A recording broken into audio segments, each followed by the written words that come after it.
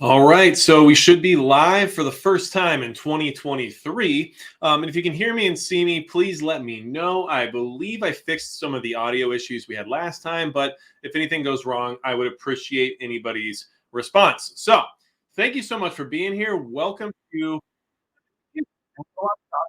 things we're going to tonight.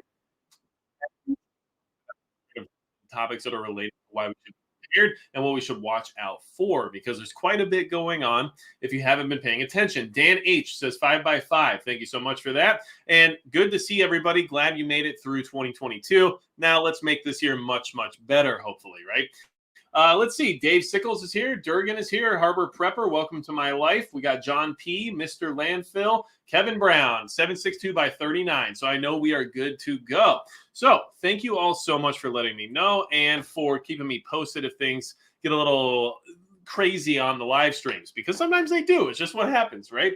But welcome, everybody. I really appreciate you all being here. And this is the first Marauder Monday of 2023, so we cannot go wrong. Now, let's talk about some of the things that are going on, because tonight's live stream is titled Prepping for a Fight While Under Attack. And what I meant by that is that here in the United States, at least, and especially in other parts of the world that are much closer to some of the things happening right now, we are preparing our best as best we can, understanding that a fight is likely on the way, especially when we're talking about some kind of worldwide conflict. And while we're preparing for that fight, we're already under attack in many ways here at home domestically, whether or not that's through cyber attacks, whether or not it's through physical attacks. Our infrastructure in many ways is under attack. Our quality of life is clearly under attack. And we are still having to prepare while all this is happening because of what's going on the world stage. So these are things we got to talk about and just be aware of, so that way we can be as ready as possible for when we have to make decisions based around the fact that things are out of our control, right?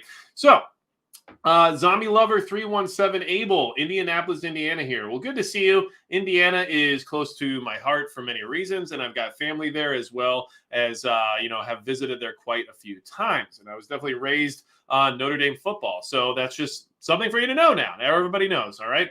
Okay, so what's up, Jeff the Ref? Good to see you as well. And let's talk about the first thing going on. Outdoors with James. Thank you so much for signing up for that membership. I appreciate it. You know, all the support that I get over here is incredible, and it's all very greatly appreciated. I hope everybody knows that. I know I try my best to say thank you while I can, but I don't feel like I say it enough half the time, right? Lori Darbs, the Mystic Willow. Hello, good to see you as well.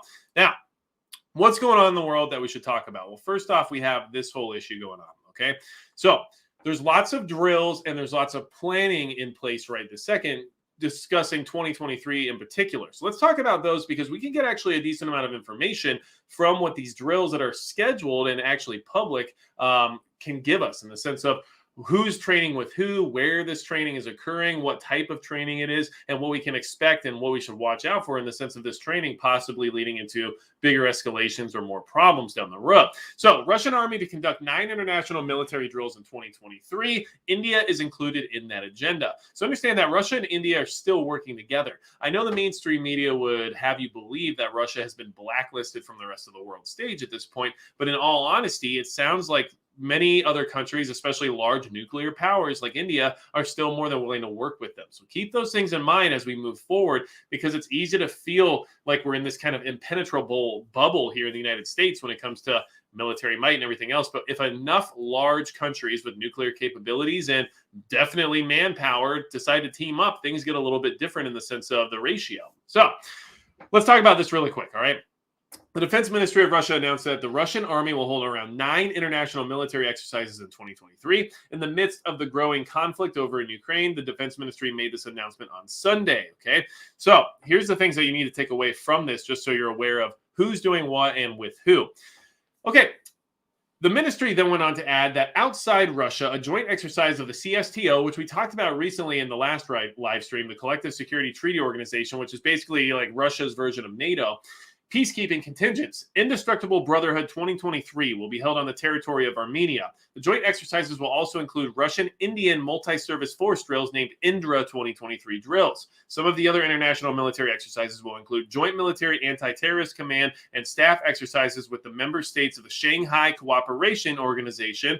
I wonder who that would be, right? And the Joint Russian-Laotian, or Laotian. I'm not sure how you say that. I think it's Laotian when you say it that way, right? I know it's Lao, but anyway, Laotian military exercise along with 2023 joint military drills in the Central Asian region. Okay, so understand that we get a lot of information just from understanding what these drills are doing and who's being involved with them. We know that China and Russia are working together on military drills. India and Russia are working together on military drills. We also know that lots of Central Asian countries are working with Russia on military drills. And these military drills, this is where you should really pay attention. It's very interesting. But when we see drills like this happen in the West, this part of it isn't necessarily mentioned or talked about. They're always considered training exercises. But here we see that they're using these drills as an opportunity to actually accomplish certain goals that they have in the region. Through these joint military drills, Russia aims to destroy the presence of illegal armed groups in the region. The ministry also stated that Moscow will be looking at ways to combat terrorism through these joint military drills or deals. So keep in mind that here we have these countries admitting that these drills have a secondary function of actually being active scenarios that are missions that they're trying to utilize to get rid of illegally armed groups in the area. Okay, so a lot of times these drills might have secondary functions, and we're just not advertised that way when it comes to the Western militaries that talk about the drills that they're engaged in. So these are things to kind of keep in mind. All right, now, because we are talking about that, we also obviously need to reference what's going on in our neck of the woods. And when I say that, what I mean is NATO and the drills that they are putting together as well. Oath Taker 276, good to see you. Got Luke B here. Tampa Twin is here as well. Loretta Hutch. So good to see everybody. Glad you're all here. And, you know, it's nice just being in a new year and kind of starting off with some new ideas and new content and everything else. Like, we have a lot to work on this year, and being prepared is definitely it should be old news now, but you'd be surprised how many newcomers there are still. And that's why if I ever put out content or information that seems elementary or maybe explained in some form of like layman's terms, it's because I still want to keep that door of entry wide open for as long as possible, because anyone that we can get involved with preparedness that can get started with prepping is going to help us down the road by having a larger community. So these are all just things to keep in mind. And I just wanted to kind of mention that in case anybody was ever confused as to like, why is Magic talking about this item like I'm 7 years old, right? It just helps kind of get people who have zero concept or zero idea around the topic at hand as to what it is I'm speaking of, right? So now let's go ahead and talk about other drills that are occurring that tells us a little bit of information that we can take from them as well. So NATO, of course, has their own set of drills planned for 2023. All right, we have Dynamic Guard 23 to maintain the level of proficiency. EU and ASMD in standing NATO Maritime Group 1 assigned units when not committed to NATO current operations and NATO Response Force operations, right? So there's only so much you can get from each of these different drills that are scheduled, because what does that really tell us if we're not fully aware of all these other acronyms and what these groups are actually usually doing or what type of missions they conduct? But what we can do is look at some of these other ones that are in the area of the conflict zone that could cause problems or be problematic and possibly be directly related to the fact that this conflict is expected to eventually spill over. So we have Dynamic Manta 23 to exercise submarine warfare and anti-submarine warfare, warfighting capabilities for submarines, ASW surface units, and maritime aircraft in order to conduct sea control and sea denial related naval tasks in preparation for future collective defense and crisis response operations, right? That's February 27th through March 10th in the Mediterranean Sea, which, by the way, the Mediterranean Sea will get you all the way over to the conflict area if you need be. So keep these things in mind, because these types of exercises clearly have more to it than just typical drills or just routine necessities. A lot of these are actually crafted most likely with what's happening around the world right now in mind, and the proximity to the conflict should be a little bit concerning as well, because the closer these things come to these conflict regions or to the countries involved with the conflict, the more likely a mistake or some kind of error could occur, which is definitely what we don't want to see happen, especially when we're talking about submarine warfare, right? We know submarines have extremely large capabilities when it comes to what they can deliver in the sense of a payload. And we also know that both sides of the coin have submarine capability. So All these things need to be kept in mind. We have another amphibious drill going on in the Mediterranean at the same time. We have Joint Project Optic Windmill, Dynamic Mongoose, which I really like the name of, which is another submarine operation and anti-submarine warfare NATO exercise going on in the Norwegian Sea, right? So you can see how close all of these drills and all of these submarine activities are to Russia and that area. And then we have Steadfast Cobalt, Air Defender 2023. All these things are letting us know that, yes, NATO is working with these countries, but we should also keep an eye on the proximity as well as the type of drills that are being pushed to the top. And as we can see, there's multiple submarine-based drills that are going on as well as other maritime drills just because of, I would say, circumstances that are occurring right this second. Now, let's see here. 6-Gun Miller, 11.5, 1 and 9 for me. And I have a good idea as to what you're referring to. I'm over here with an 11.3, 1 and 8. So to each their own. No big deal, right? But it works. And that's all that matters. And honestly, I like the 1 and 9. I don't think that's the worst idea, especially if we're keeping it nice and light in the sense of projectile weight, right? So let's go on to what else is going on in the sense of training, deployments, more drills, and just more activity in that region to get a concept around the escalation activities that are occurring over there, okay? So, new in 2023, U.S. troops in Europe to continue deployments and training, right? Well, we already knew that was going to happen. We know that this isn't going away anytime soon, right?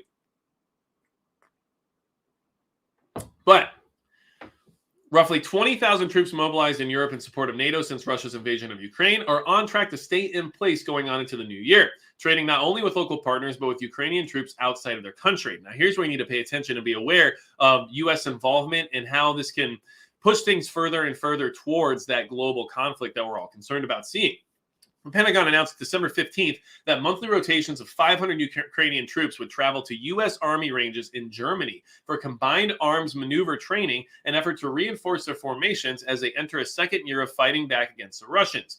In Lithuania, the U.S. will upgrade its periodic deployments to a consistent heel-to-toe rotation schedule. The U.S. Embassy announced December 7th. Units will include a field artillery battery and an armored element with several hundred soldiers. And understand that they're saying that the U.S. military has no plans to withdraw or draw down troops over in Europe. And right now it says it almost looks like 100,000, but that number is 10,000 troops, right?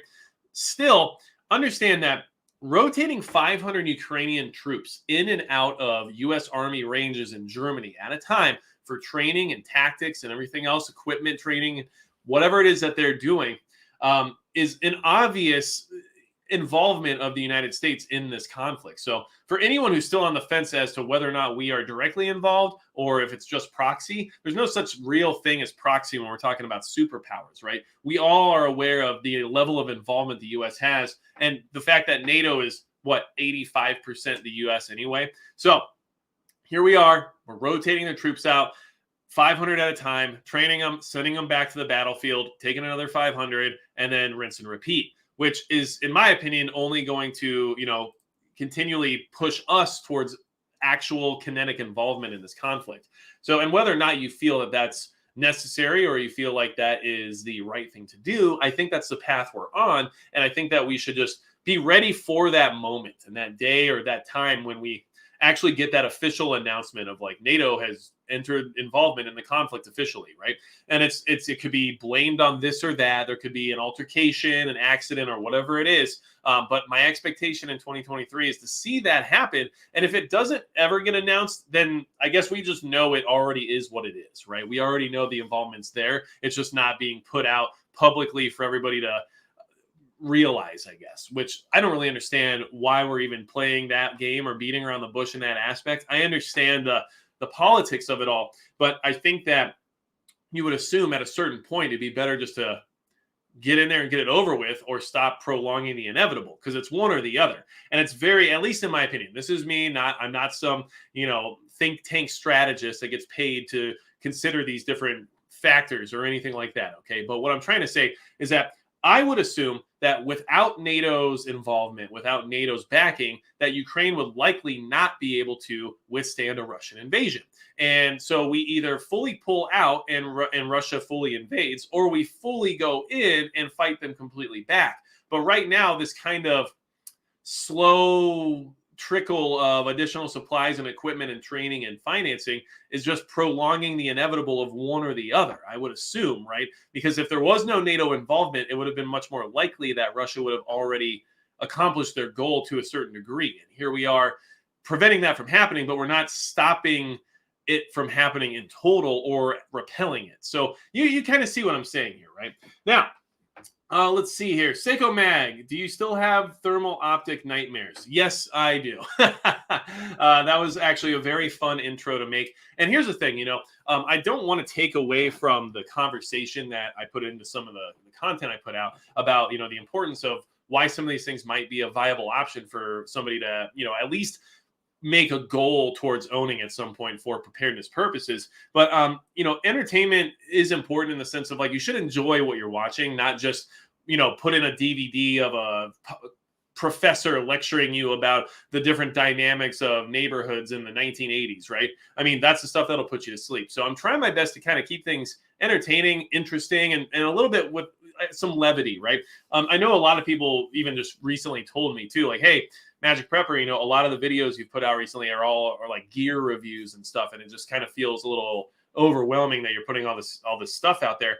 And I guess my response to that, at least here in this live stream, is that I understand that completely. All the gear that I test out or review still has a place when it comes to preparedness, but I also didn't want to just continually dwell on all these happenings going on around the world. So I'm trying my best to balance information with gear and everything else, and it can be difficult sometimes. So I appreciate everybody's patience while I kind of find that balance. But I could just talk about how every single day is like a red alert, and that the end of the world is in the next 24 hours, or it's tomorrow, or whatever, and those things can be discussed because there is some validity to some of those statements in the sense of things will change in that time frame from one level to another. But I'm trying my best to like keep myself out of that negativity ditch, I guess is the best way to say it. And one of the ways I can do that by still producing consistent content is by just talking about some gear, or talking about some other things that would be interesting and have some value, but not necessarily be directly related to these types of conversations. So I hope that keeps you guys in the same like vein of thinking that I'm in, because I'm just trying my best to like not just continually get stuck on that one subject. And in fact, I've tried to kind of pull back from just talking about Russia and Ukraine in general, because, well, a lot of other people are doing a really good job of it other than myself anyway. And there's other things to consider, because that doesn't help us prepare more. It might make us more aware as to where the threat level is. But how do I make other decisions based on things I'm trying to gain in the sense of skills or equipment or whatever, right? So tomorrow or Wednesday, it just depends on production schedule right now, I'll have a good video out about how to find prepper groups, because a lot of people were asking me that when I posted the video of my mag and I discussing gear and logistics and stuff. So I'm actually going to put out a video about how I found mine in the past and some of the things that have worked for me, to give everybody some ideas about what they can do in 2023 to try to, grow their network and their community. So, all right. Now, let's talk about what the Navy is doing in 2023. Now, this is interesting because this was put out in February of 2022, which I found interesting. This is actually news that was put out before the conflict began. Now, I don't know if any of this is necessarily changing because of the conflict, but I think it's something that we should consider as being kind of like a strange proximity to current situations that are occurring, right? So Navy seeks expanded area for northern edge drills in 2023.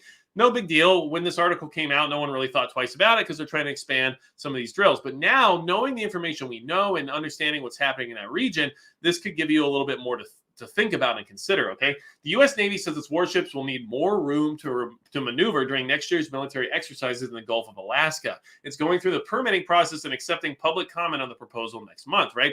So here's basically what you need to know about it. We have the TMAA, which is the Temporary Maritime Activities Area, listed right here. And this is usually where these drills have taken place. They're trying to expand it into the WMA, which is the Western Maneuver Area, saying that they don't have enough space for their ships to properly maneuver to get the drills accomplished correctly. And they need deeper water in order to discharge explosives and stuff like that without damaging marine life, which, I mean, in general, I'm going to say I don't necessarily feel like that's the number one goal for why they're doing those things. More than likely, they need the depths in order to reach whatever maybe new technology or new designs of submarines or whatever can handle some of those pressures and get that much further deep down below and maybe they're trying to avoid things like depth charges, so they're trying to figure out ways to drop things even further down in order to detonate them at lower levels. Whatever it is, I doubt the sea life is actually their number one priority. But at the end of the day, this is what was happening back in February of 2022. And what you should keep in mind is that if you look at this tiny part of the map right here, right? Let's go, yeah, we can zoom in, okay, get my, oh my gosh, I think that's as zoomed as I can get. But the tiny map right here shows you Gulf of Alaska in this square, and then here's Russia over here, right? So all this is occurring in very close proximity to a country who is currently in open conflict with another country that we are openly supporting. So all these things can cause existential issues that we don't necessarily, anticipate until it's too late. So just keep that in mind, that they are expanding areas where they're doing this type of training. And some of those areas are closer to what I would say are our adversaries than what a lot of people actually realize, right? Alaska is extremely close to Russia. It just is. So it's always kind of surprising when you look at the map and you see those two countries almost touching each other. And you're like, wait a second, that's kind of concerning. Everyone was super worried about the Cuban Missile Crisis and having those missiles based in Cuba because of how close they were to Florida and then the rest of the country. But I mean, look at Alaska and Russia, right? So here we are now. Don Wells is having lots of problems with the stream. Okay. Do you guys have any other issues going on right now? Because I know I had those audio issues last time. So if you can hear me still, please let me know in the chat. Even if you want to make it interesting, say hashtag hear ya or something like that. Because for some reason, YouTube loves hashtags and we'll eat it up if you guys start spamming those, apparently. So here we are. Harbor Prepper, I'm going to say Happy New Year to you as well, just because you're saying it to other people. Or Seiko Mag, you too. So everybody says 5x5. Welcome to My Life says sporadic, but mostly clear. And that's kind of how things have been. I am in the process of upgrading some of my streaming setup and everything like that, just so that this weekly event is a little bit more digestible for everybody. And, I should invest more in what I do because this is what I do. And it should be more pleasing and pleasant for you guys to be a part of. So I'll do my best to give you back, all the support that you give me. All right. Putin is scrambling my feet on my end, Yardbirds. Well, I don't know how you're on his radar, but you do you, I guess. I'm going to hang out over here. Now, let's talk about what's happening in other parts of that region, which are relatively close as well, but we're talking about other parts of Asia. South Korea and the U.S. are discussing nuclear exercises as tensions flare with the North Koreans, right? So these are not just drills and these are not just military exercises. These are nuclear exercises, and they're very clear about that. And this should definitely give you some level of idea as to just how tough things are getting in that area, to where they feel this is a necessity, especially as a display of force to kind of let the North know that they're not playing around anymore. We've had a lot of incursions in South Korean airspace, and I think that they are done with the whole gambit of what's going on there. So South Korea and the United States are discussing possible joint exercises using U.S. nuclear assets. South Korean President Yoon Suk-yeol said, as North Korean leader Kim Jong-un labeled the South its undoubted enemy in flaring cross-border tensions. Yoon's comments in a newspaper interview published on Monday come after he called for war preparation with an overwhelming capability following a year marked by the North's record number of missile tests and the intrusion of North Korean drones into the South last week. So you understand that this isn't just drills because they need to be on the schedule. These are drills in response to incursions and escalations, all right? The nuclear weapons belong to the United States, but planning, information sharing, exercises, and training should be jointly conducted by South Korea and the United States, Yoon said in the interview with Chosun Ilbo newspaper. I think it's Ilbo, I'm not sure. The newspaper quoted Yoon as saying the joint planning exercises would be aimed at a more effective implementation of the U.S. extended deterrence, and that Washington was also quite positive about the idea. So, keep in mind, the way they're trying to de-escalate is by escalating. And eventually that strategy might not work anymore. So we have to be aware of that. And we also need to know that there's been a little bit of a shakeup in North Korea since that was announced. Okay. And there may be some correlation there. We don't know. But North Korea fires Kim's number 2 military official. Yes, this is from CNN. I know I don't like them either. But every so often their stories come out either first or have a little bit of information that other ones don't. I hate having to read through it. I'm not going to lie, but this is what we do. North Korea has fired Pak Jong-chon, the second most powerful military official after leader Kim Jong-un, state media reported. And the other thing I'll say about CNN is is it's not even about the politics and stuff. It's just that I need news sources that actually report real news, and they have been very bad at that for a very long time.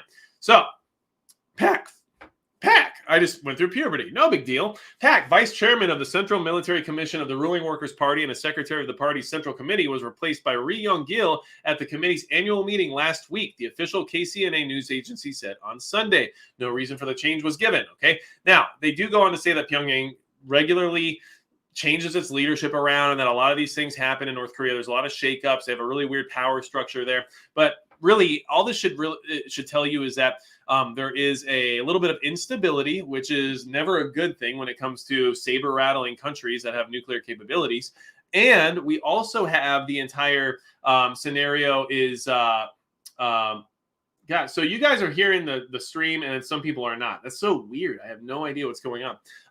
But basically, we are seeing two countries that have nuclear powers or nuclear capabilities talking to each other in the sense of escalation only and not de-escalation. And with this military shakeup, it should let you know that there's a good possibility that whatever that guy was planning or wanting to do wasn't in agreement with what Kim Jong-un wanted, and therefore somebody else is going to take his place now, which means that maybe what he wanted was more reasonable, or maybe what Kim Jong-un wanted is less reasonable. Either way, someone's going to be a yes man and do what that guy wants, and we'll see what that looks like, right? So, sorry about the stream if everybody's having a hard time. It might be YouTube, it might be me. I don't know. My internet seems fine, but you never know, okay? I'll try my best, though. I appreciate it. So, I worked here 10 years ago and fell in love with Wyoming, says Joe Holloway. Well, that's good. I'm glad you found a nice place that you love, and that's cool. And, you know, Wyoming, very limited population, very large, very vast, which means that, you know, at least in the sense of preparedness, you don't have a lot to worry about when it comes to desperate people, but you also live right on top of Yellowstone. So, you know what, though? It's just like me living right on top of a bunch of nuclear missile silos. If one of those things happens, then I guess I'm in the wrong place, right? But if Yellowstone happens, you're in the wrong place. And if the Cascadia fault line falls into the ocean, then you're in the wrong place in California, right? There's a lot of things that could just be the wrong place, I guess, right? So we also know that there's been a little bit of loss of confidence in the U.S. military in certain aspects, okay? No guarantees for Taiwan, U.S. military cooperation, and NDAA. Academics, okay?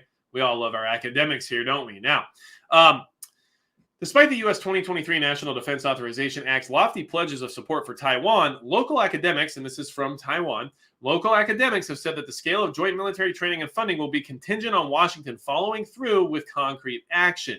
According to Lin Yingyu, an assistant professor at Tamkang University's Graduate Institute of International Affairs and Strategic Studies, whether the NDAA's Taiwan-friendly commitments regarding full-scale military exercises are realized will depend on how the competent authorities act. Okay? So what they're saying is that there's a lot of leeway in the NDAA that doesn't necessarily give Taiwan a lot of confidence that the U.S. military is going to fully back them if China decides to make a move. And that's what this article goes through to kind of talk about, is that they're just not really sure if the U.S. has their back to the degree that they have been told they do, right? So asked whether a Taiwan-U.S. joint military exercise would provoke China and end up putting Taiwan in more danger, Ian Easton, senior director of the Project 2049 Institute, a U.S. think tank, said it would be dangerous for the current inadequate levels of U.S.-Taiwan cooperation to continue. So they're already calling our levels of cooperation inadequate, and they're saying it's dangerous. So keep this in mind, because we know China's looking for an excuse to pounce, and we also know that right now Taiwan isn't necessarily feeling like they're fully supported to the degree that they thought they would be, okay? Now, the Reagan Institute poll is another interesting one about Americans losing trust in the military. And I think that we can all develop some reasonable theories as to why some of this is happening, right? Because honestly, as American patriots, I mean, we support our military and we support our military members and we support our troops. You know, we want them to be well taken care of. We want them to be well equipped, well trained, and we want them to have every advantage possible when it comes to open conflict, because that's what they deserve from us, right? But the problem is that the leadership and the political bureaucracies that are involving themselves with military decisions is no longer sound in the sense of what their public optics are. So the current era is marked by fading trust in U.S. institutions, but confidence in one pillar has held up, the military. But now even that is eroding, and the question is whether the brass will get the message. The Reagan Institute releases an annual survey of public attitudes on national defense. And this year, only 48% reported having a great deal of confidence in the U.S. military, and results first detailed here. That's down from 70% in 2018 and within the margin of error of last year's 45%. Some 52% also had reduced confidence in uniformed officers. General Mark Milley's speech to Congress last year that he wanted to understand white rage in response to reasonable inquiries about whether cadets at West Point should be learning critical race theory was a lapse in judgment. Many Americans think the military is no longer an institution that runs on excellence, merit, and individual submission to a larger cause. Okay, the Pentagon denies this is a problem, but it surely is. Half the public believes it. Okay, now everything I just read there is straight out of this article, so don't get mad at me, YouTube. But what I'm trying to say is that because of the way the military has been handling their public affairs and because of the way their optics are looking right now, regardless of how you feel about the different things that they're trying to involve themselves with, we are all in a situation where the people don't have as much confidence in the military as they used to.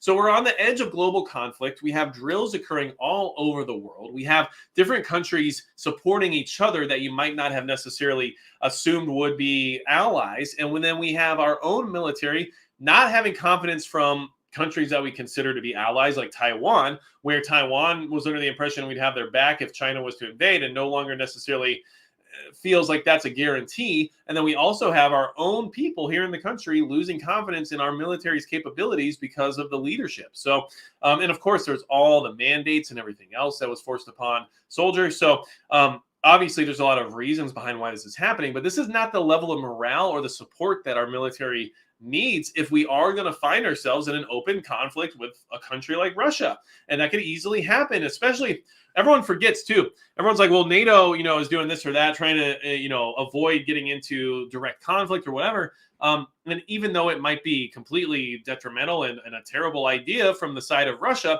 don't forget that Russia has every bit of capability to just sit on their own if they want to, right? There's nothing stopping Russia from just targeting Poland and just saying, yeah, we did it, right? So if that happens, then we have no choice. So, I don't know, is a Gate Beowulf says, hey, Doctor, good to see you. A Gate Beowulf says, to be fair, our current leaders do not inspire confidence or a sense of patriotism. And there is some truth to that, and that's very unfortunate. And understand that, Russia could just push the envelope right now. And now we know what happened with Germany and the Minsk agreement, right? We know that whole thing was recently said publicly was just like a stall tactic, where Germany basically said they used that as time to try to up their defense budget and make sure that they could defend themselves from Russia in the future, rather than actually worrying about the agreement and what it meant. And so who knows, is what we're doing in Ukraine right now just stalling in a way? Are we just trying to hold off as long as possible, knowing that if we were to get in direct conflict with Russia right now, that it might not go as well as what we would want to assume? I don't know. But it is unfortunate that morale is not there where I assume it should be. And trust me, as somebody who wants us as a country to be, protected and to take care of those who are willing to serve, it's very disheartening, because I don't believe that our troops' best interest is in the minds of those who make the decisions that affect them right now. That's just not what it looks like to me, at least. So the other thing, that you have to keep in mind too, is that we're all looking at this from the outside. So there are a lot of things that could be happening that we're just not aware of, and that's fine. But all we can work with is the information we have, and the information we have right now tells me that I should be concerned about what's happening there, right? Okay, let's see. We have Kevin Brown, can he read the codes? You know what? I don't know where that came from, but I know exactly what you mean by that. And I don't know. I literally don't know. Seriously, that's a legitimate concern, right? Could the codes even be properly read or even interpreted and then regurgitated properly under pressure? I'm not sure. That's 100% reasonable thing to be concerned about. So, Bees Nuts says, I served in the 90s and I wouldn't sign up now with all the buffoons in charge. And that's super unfortunate, And then we also have Rebecca that says, I think morale dropping has been fed from outside forces. And you know what? There's some legitimacy to that as well. We're in, fourth generation warfare in the sense of it would behoove countries like China and Russia to subvert our morale here in the country by creating these issues that make the public lose confidence in their leaders, So keep those things in mind too. You can always kind of look at things from that other perspective as a reason to why some of these things are occurring the way they are. Now, all right, let's go ahead and, hey, so first off, I do want to mention, and this is just because I was super surprised by this, but it also is just kind of fun, I guess. But apparently I was nominated for a Gundy Award, which I never thought would happen, in all honesty. But I was nominated for most likely to survive the zombie apocalypse, which is super cool. And since I'm not necessarily like a gun channel or like a gun tuber, I never really thought I would be involved with something like this. And although I like a lot of the creators that are involved in the Gundys, I guess I was caught off guard when I found myself listed here. I was never notified. No one told me I was going to be nominated. No one told me they were nominating me. I just got nominated, I guess. And that's kind of wild. So if you guys want to vote for me to try to win this thing, I would be appreciative of that because that's cool. I put a link here in the chat for you guys if you're interested. But yeah, I did not think that was going to happen. And here we are. So pretty cool. And I mean, if you want to vote for me, please do. I just think it's cool. And I also would think it'd be interesting to have someone from the preparedness community be involved with that community as well, because it's kind of a fun crossover, And I know some other preppers were nominated too. We had Such Double Lot there, of course, because, he also runs a Sensible Prepper channel and he does great stuff and always says good, practical advice when it comes to prepping, as well as has good firearms content. And then there was also some other good channels like Asymmetrical Preparedness. Mike over there, he was actually nominated. So that's cool. So it's good to see some of the preparedness community being represented. And if you guys want me to be that representative, then I'd appreciate the vote. Thank you so much. I'm not trying to win this thing necessarily. I just think it's cool to be involved and I might as well see what we can do, right? As a community, I appreciate the support I get here. And it's humbling to just show up on something like that. I literally was like, wait, what? All right. So what's happening here at home related to preparedness and not the Gundys, right? Well, we know what's going on with the physical attacks. We have the power grid attacks are surging to a new peak, okay? And we know about this, right?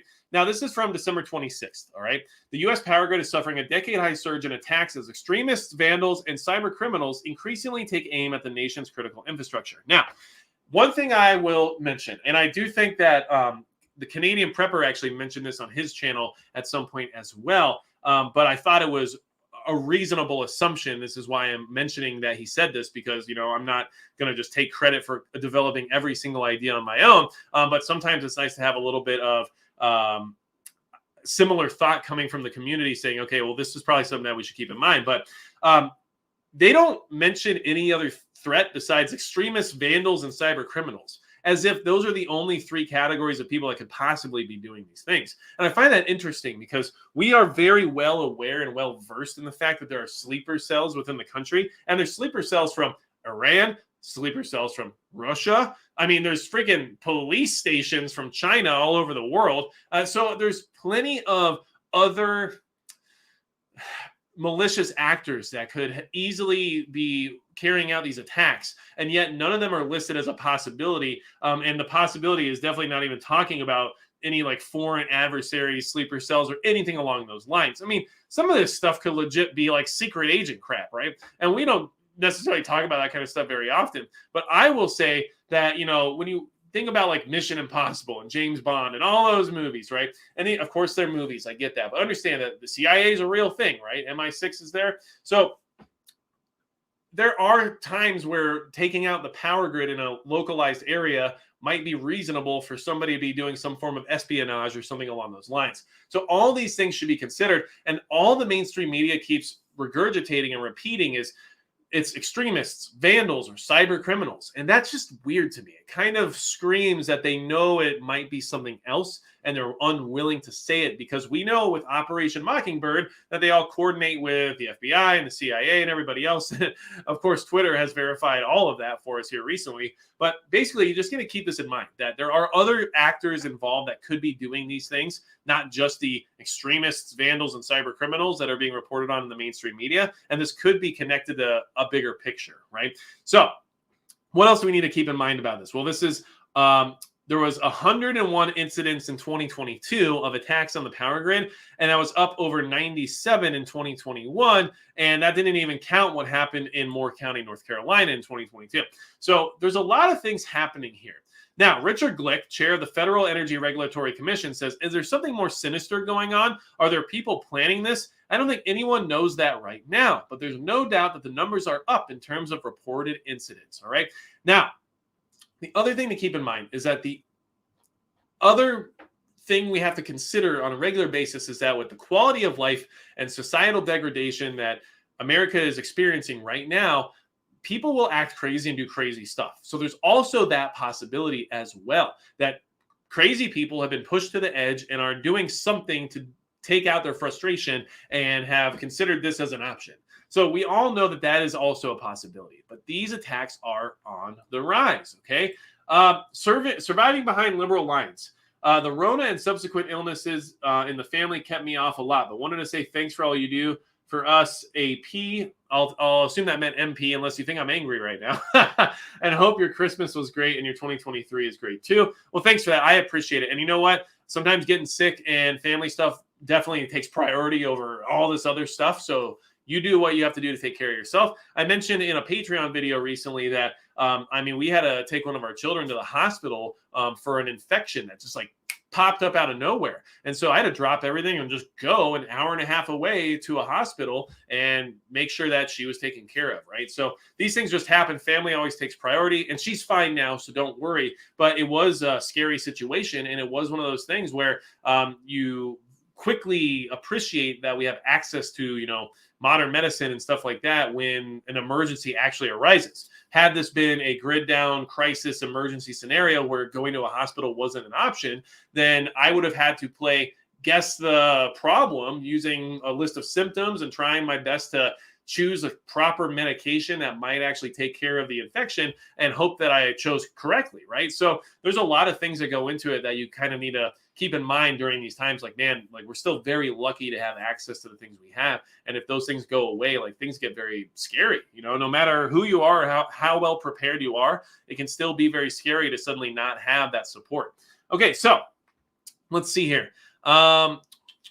Let's see. I am trying to jump around here. Durgan said he voted for Magic Prepper, but almost got distracted by pretty girls. Well, they do have like most influential, like female influencer of the year categories and stuff like that too. So you go ahead and get lost. But I appreciate you doing that. I really do. Thank you so much. And no, me in a bikini won't help. And I agree. That would not help anything at all. In fact, I don't know what it would do. It would like collapse the internet probably because it would ruin a lot of people's eyesight for years to come. Now, let's talk about other attacks that are occurring here domestically. So hopefully you guys understand kind of like the line of thinking that we're going through in this live stream, right? We're talking about how we're preparing or prepping for a conflict or a fight while under attack. So like we're worried about this global situation exploding while also just dealing with what's going on right now at home. And it's difficult, right? So hackers stole data from multiple electric utilities in recent ransomware attack. And this should give you some things to consider because these are electric utilities. And what happens is very often we see these things come to fruition later on. But hackers stole data from electric utilities. I should tell you that the possibility exists at any point for these cyber attacks to go green, right?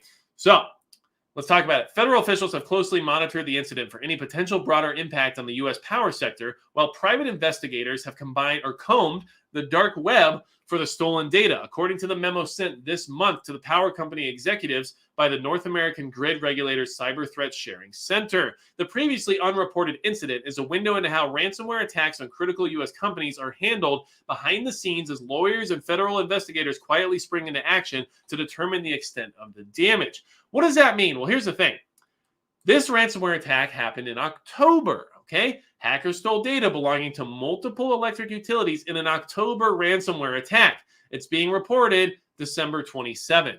So sometimes these things have already happened, and we're not even being told about them until months later. And by that time, the data could have already escaped, the data could have been sold, or the data could be leveraged to actually carry out a real attack. So these things are happening all the time, and this data has been breached multiple times by multiple entities and will continue to be breached for some time to come.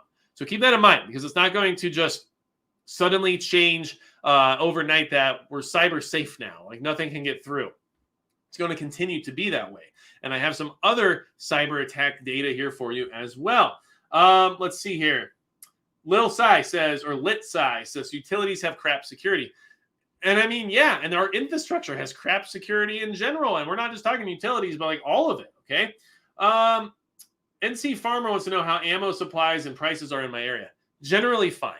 And honestly, luckily in North Dakota, I can still order online. So that helps quite a bit. But where I am, I mean, I'm not feeling like I'm getting gouged or anything like that. And I can find just about everything except for some of the most sought after hunting calibers. I know there was a lot of people having a hard time getting like 22, 250.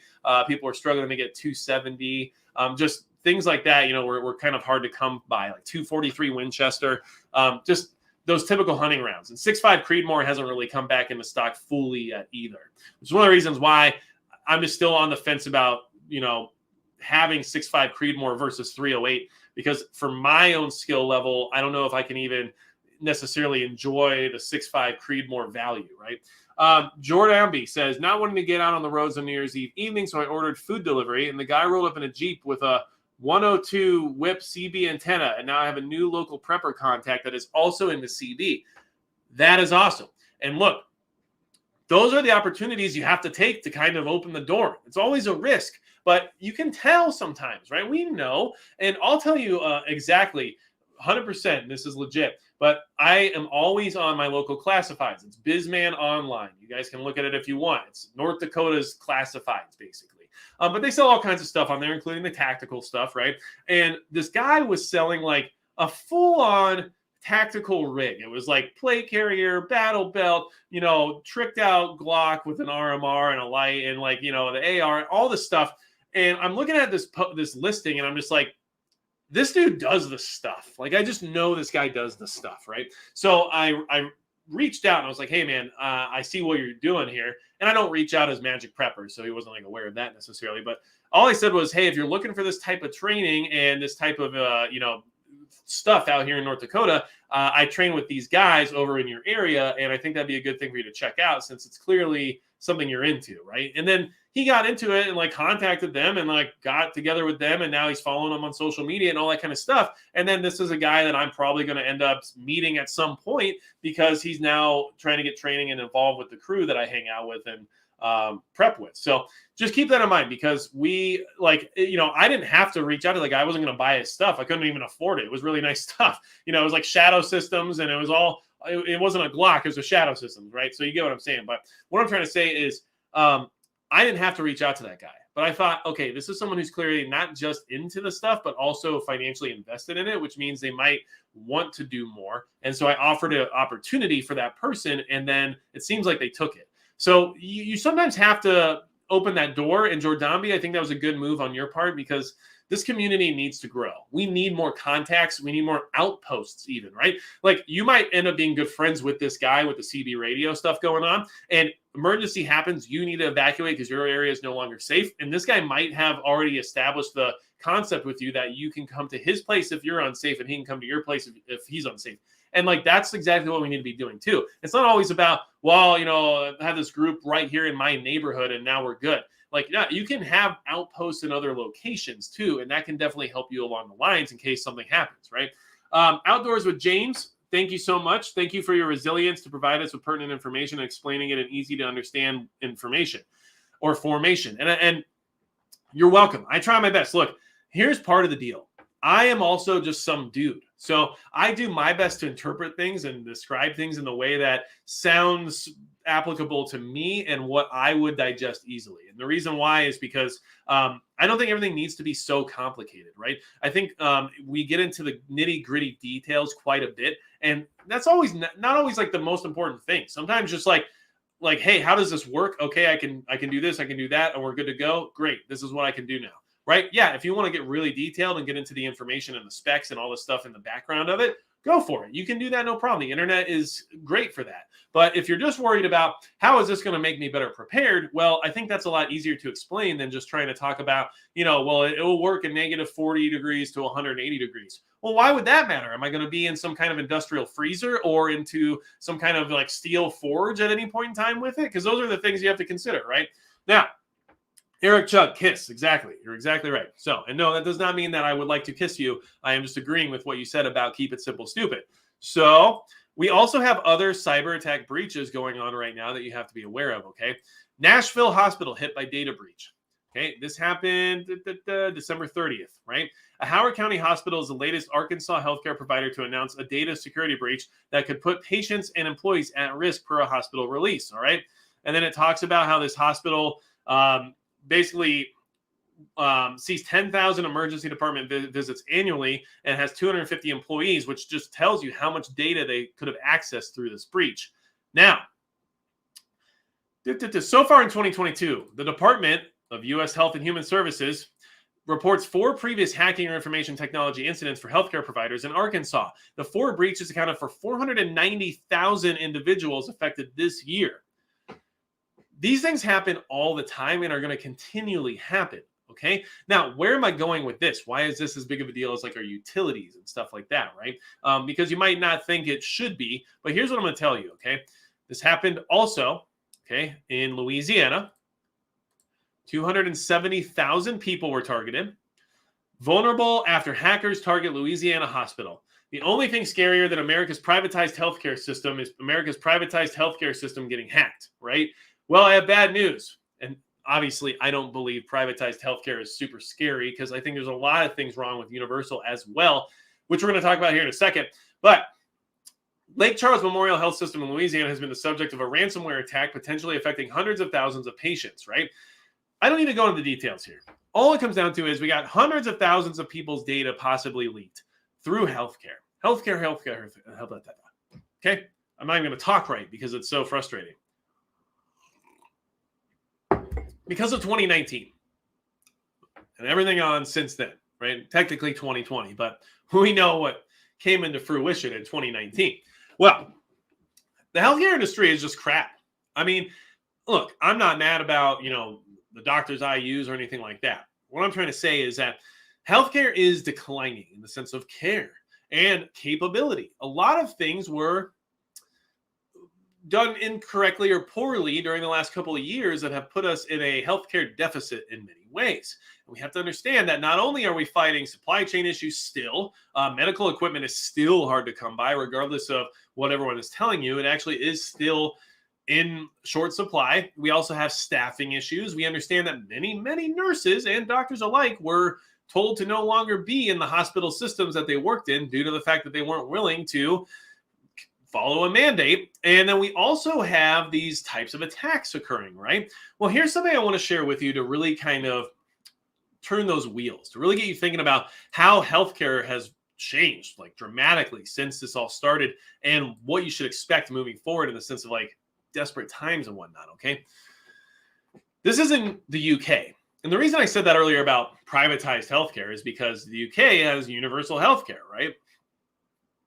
Trust me, these socialist systems generally don't work out as well as everyone thinks that they would, right? Because something not costing money sounds great until you need it. And then you find out how difficult it can be to work with, right? So, and of course, everything has a cost, but let's not talk about that.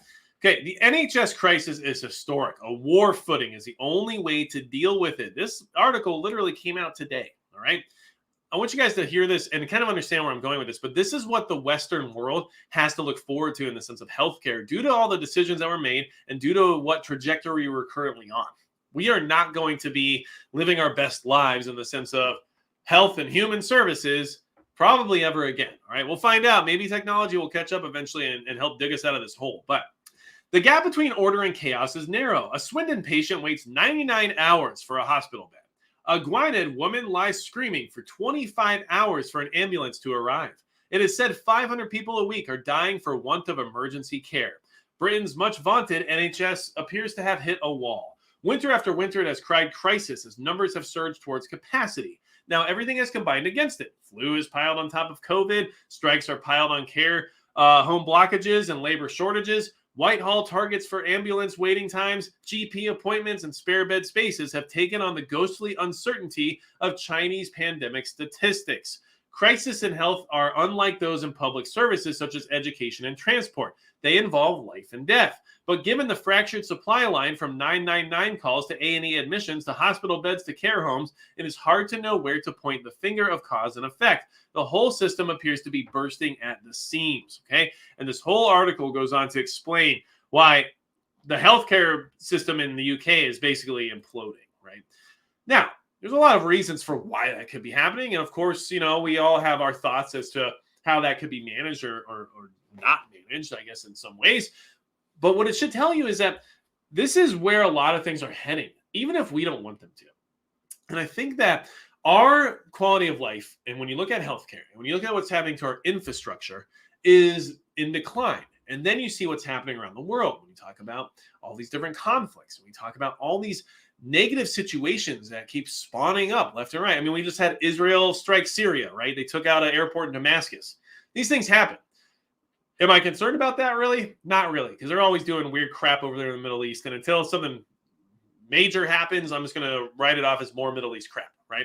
But regardless, we have a lot of things on our plate, and we're constantly trying our best to prepare for these major escalations while we can't even get the medical care we need, and we can't afford our groceries, and we're having a hard time paying our utility bills, and all these infrastructure attacks aren't making that any better. In fact, they're making it worse. And all of these issues that we're facing are continually snowballing into worse and worse scenarios. So is being prepared the best concept and thing you can do right now? I 100% believe so. But is it also difficult to continually prepare? Yeah.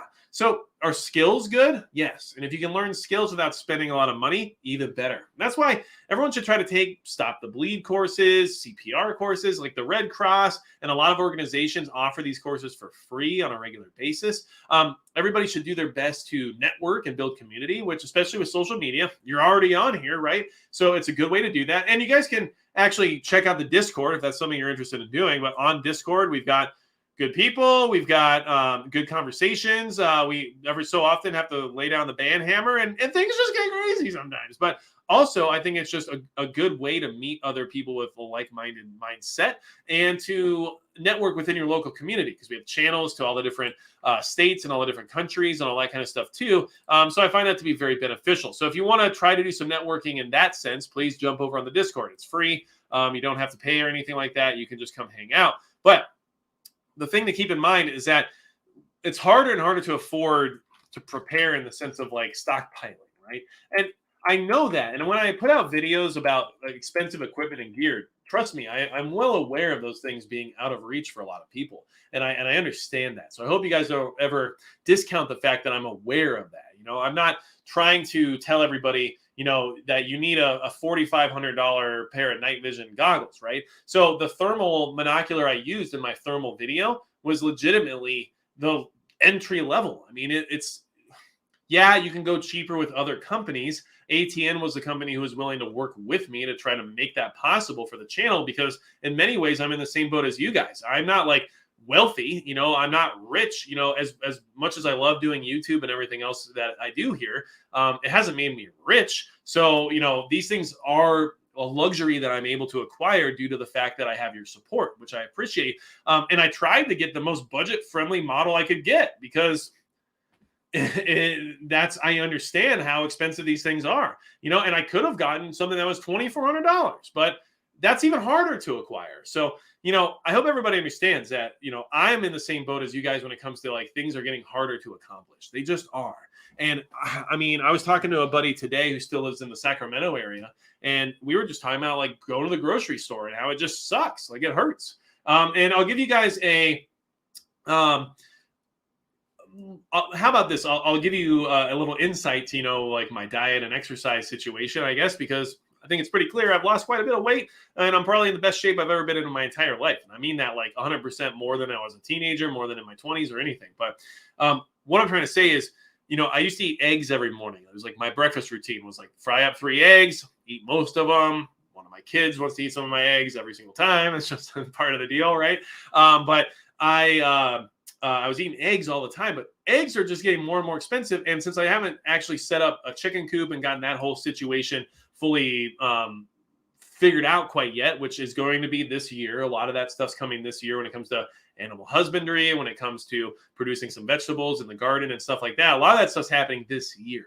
But as for now, because of the price of these things, now I just eat a banana in the morning, right? It's a lot cheaper than eggs. Still tastes good, still fills me up pretty well for a little breakfast, and it's got good vitamins and all that good stuff. But a banana is much cheaper than 3 eggs. And like, what a silly thing to have to like compromise on. But you know what? Like, I'm just doing what I can while maintaining the same budget that I've been working with for some time now. So these things are just tough, Sea Line says, I miss the Fat Magic Prepper. I had a good time back then too, but it wasn't about losing the weight or like leaning up per se. It was literally about physical conditioning. I wasn't in physical condition to do the things that I'm capable of now.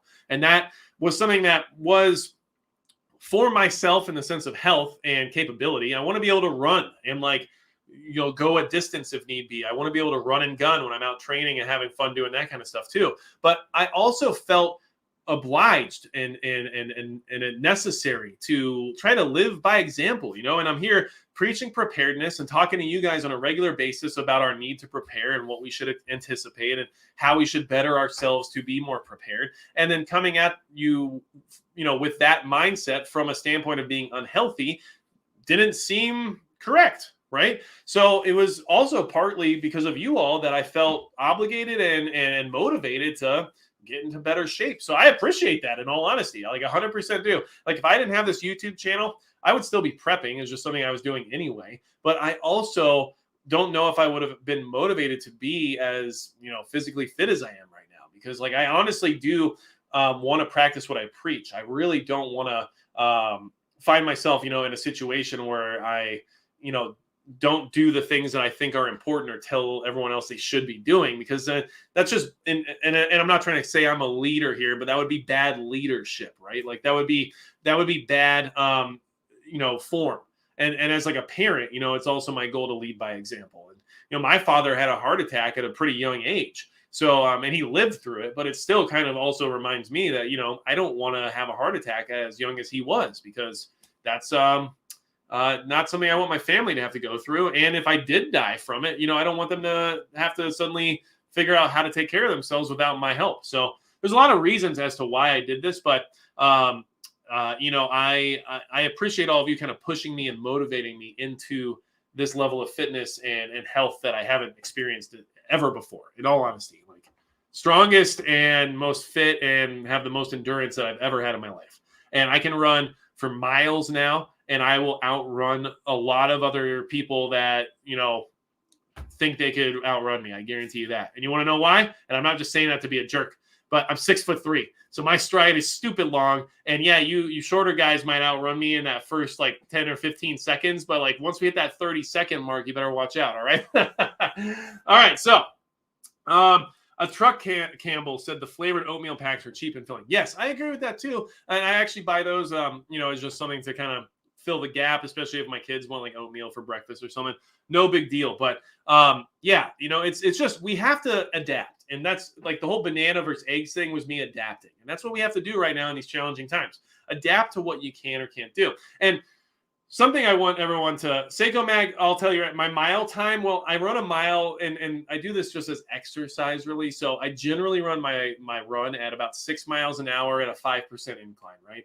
So that is a 10-minute mile. But I have ran it at 7 miles per hour before, which I think cut it down to like an 8.5 minute mile. So just keep these things in mind. Like I'm not going for speed as much as I'm going for endurance and cardio exercise, I guess. But I do want to mention, like we tend to adapt to our environment, right? And one thing you can always keep in mind is that, a lot of the way I've progressed or kind of like move forward is like I sell stuff, I consolidate, and every time my inventory of expensive gear and equipment starts to like expand past my ability to use it on a regular basis, I usually contract. And then with those additional funds that are suddenly made available by contracting, I'm able to upgrade some of the things that I kept or, move forward on a new project. So those are things that you can do. And what a lot of people will say is, and I see this in the comments, and I'm not trying to like, discourage anyone or anything like that. But what I'm trying to say is, people say, oh man, that thing is cool, but I can't afford that at $700. So like, I guess I'll just have to not worry about it.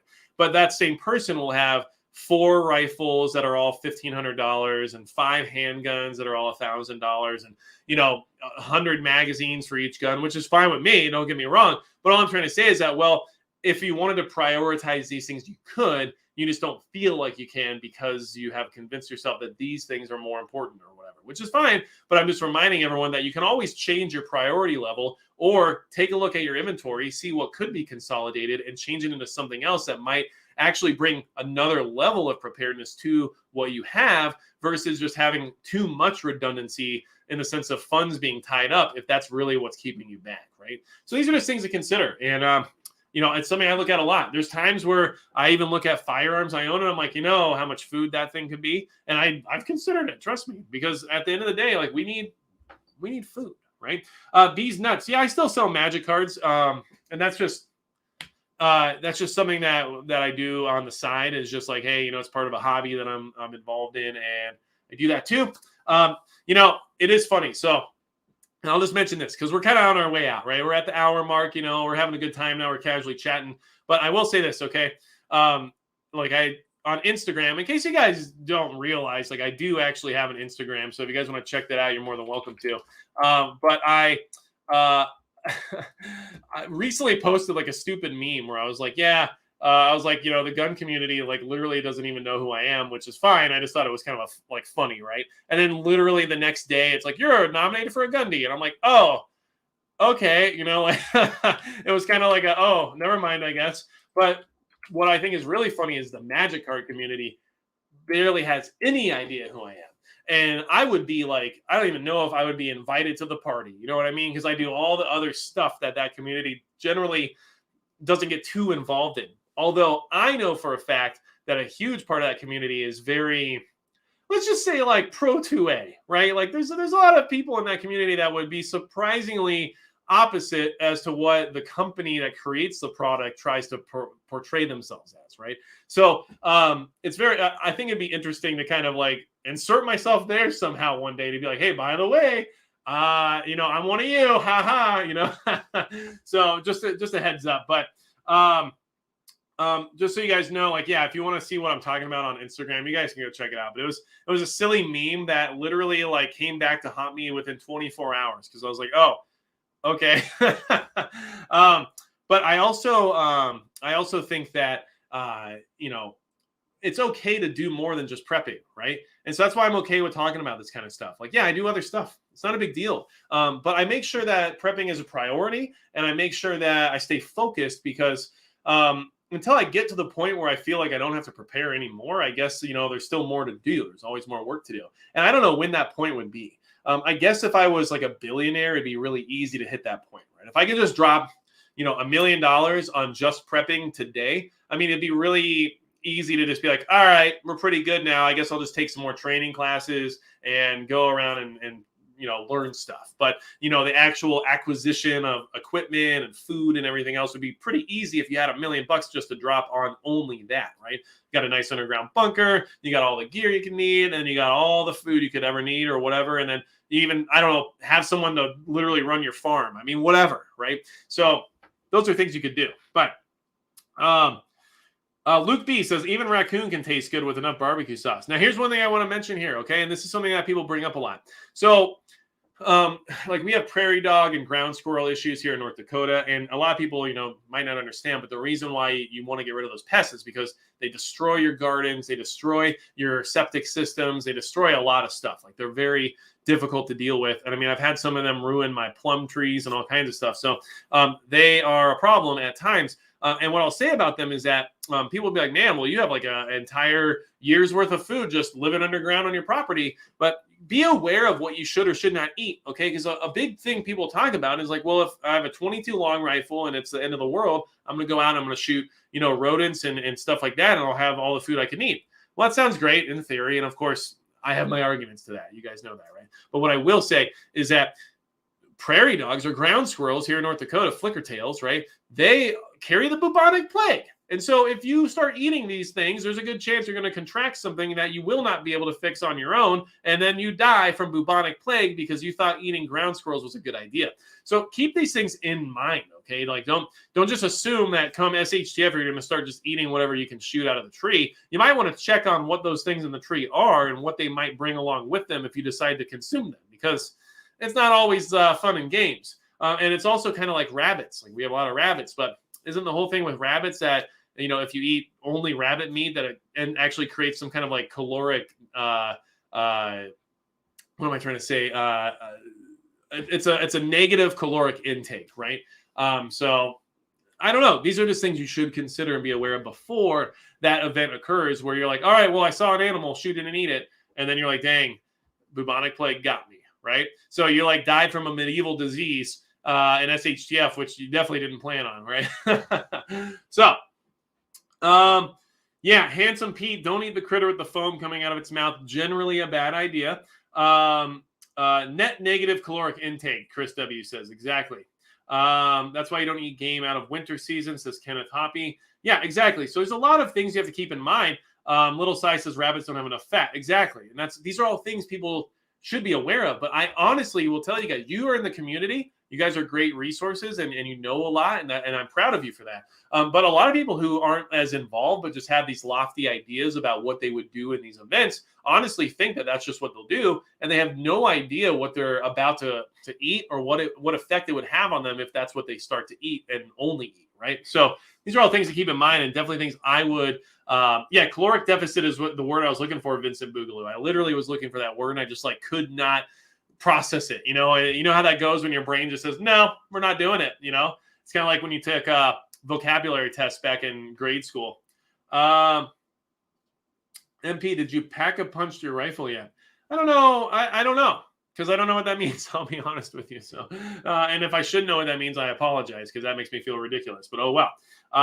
Yeah, armadillos carry leprosy. Exactly. Nightman's wife. See, so these are the things we should be aware of before just eating everything in sight. And that's, a lot of the argument you get when it comes like the small caliber rounds is like, oh, it's a great asset because you can get as much small game as you could possibly think of, which sounds great in theory. But a lot of these people aren't even aware of the fact that some of that small game can literally kill you if you eat it. So, just things to keep in mind. And these are the things like this information. And the reason why I went off on this tangent is because this is the stuff you can learn now with the internet and with all this available resources we have that doesn't cost you anything, right? So in this time of inflation and difficulty earning wages and income being tight and everything else, use what you can freely. Right. So, all right, I can't afford to stack away more food, and hunting might be an option at some point if that's what it has to be. So what should I know about the things in my area as to whether or not I should or should not eat them, or what they will do if I do eat them on a regular basis? Right. So these things you could easily do. All I'm saying is that you want to save money, but still keep preparing. Fill your brain with good information. Right. So, and don't lick toads, says Kevin Brown. You never know. You might be bored one day. You let me know how that goes. Anyway, I just want everyone to understand I appreciate all of you. Thank you so much for being here.